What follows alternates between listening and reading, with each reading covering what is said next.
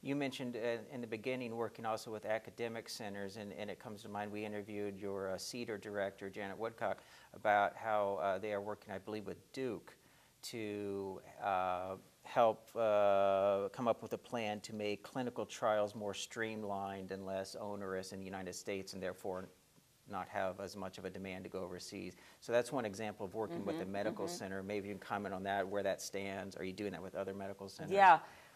One big area of focus is really to strengthen regulatory science. As I mentioned before, we need a strong science base upon which to make decisions. And I think it's a hugely underaddressed area as we think about research in this country and our investments in the overall scientific enterprise. If we really want to take advantage of all the opportunities in biomedical research today, we have to recognize that there's a gap in the research that we're doing, and there is a whole area of research that spans many disciplines of science, but that enables us to develop the knowledge and the tools that we need to really assess the safety, efficacy, quality, potency, and performance of medical products. And things like innovative clinical trials is a part of that, so that we can have robust scientific investigations, but done in new and creative ways that enable us to use fewer patients, shorter time frames, to really develop surrogate endpoints, and adaptive trial design, so that the trial design can be modified as new information is gained about what works and what doesn't. What about genetic or other biomarkers to help you identify a subclass of patient where the drug might work? So you start out with a large trial, you realize it doesn't work in this cohort, but let's focus on this cohort using genetics and so forth. Absolutely. Is that something you've written about? Are we going to finally see that? We've been talking about that for 10 years. Well, it's enormously important, and of course, it's 10 years since the initial genome work was done. And, for many of us, there's a little bit of, are we there yet about it, because we all had such high hopes, and some of it is taking longer to translate into reality in terms of products and therapeutics. But we are very much seeing the era of personalized medicine beginning to take hold.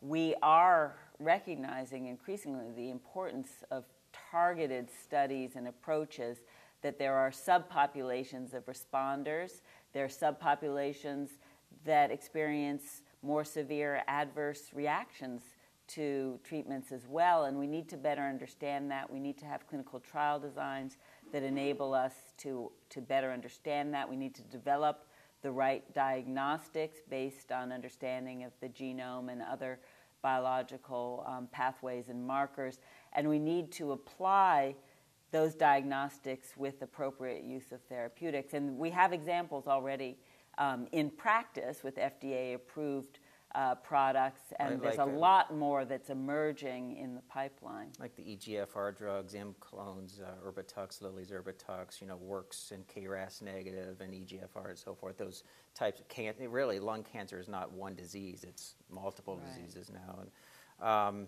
And we can close perhaps if you just held a conference call about the medical device side, the initiative to help spur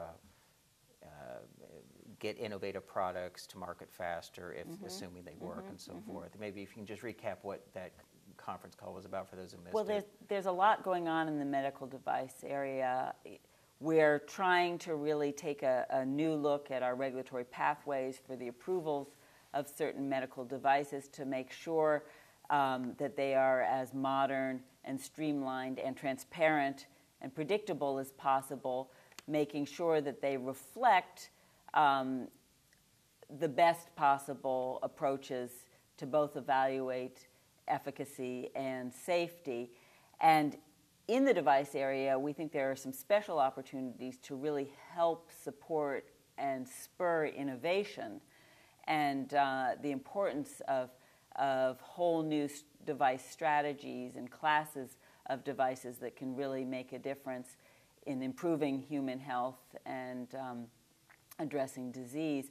And so we're trying to really support innovative products through targeted product review pathways, and that involves much closer engagement early on when a good idea emerges, getting the FDA regulatory review teams involved with the innovator to really define what kind of data is going to be needed and the best way to move that product through the review process in a really meaningful way. And the other thing that we're really trying to do is serve as a catalyst in some key device areas as well, because we can look out on the one side and see what's in development and, of course, what's in the marketplace, but we can also look out and see what's the unmet public health need and really try to work with companies to reshape or reconfigure devices to address certain medical and public health needs, and in some instances where there have been safety concerns, to reconfigure their devices to minimize those safety risks. Pediatric devices is one area of importance where practitioners tell us all the time that they just don't have the devices that they really need for their pediatric populations. And so we have an opportunity to work with device manufacturers to help them move in that direction. There was a good example your agency's already done, percutaneous aortic valves, which promised to be a major advancement.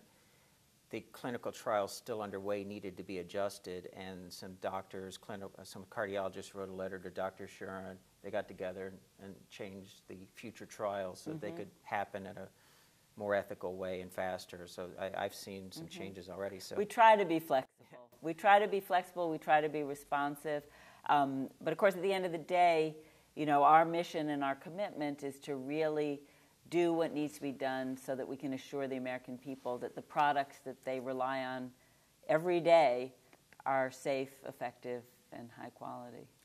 All right. Well, we could talk a lot more, but I know you have an appointment to go to, so thank you very much. Thank you. My pleasure. Bye.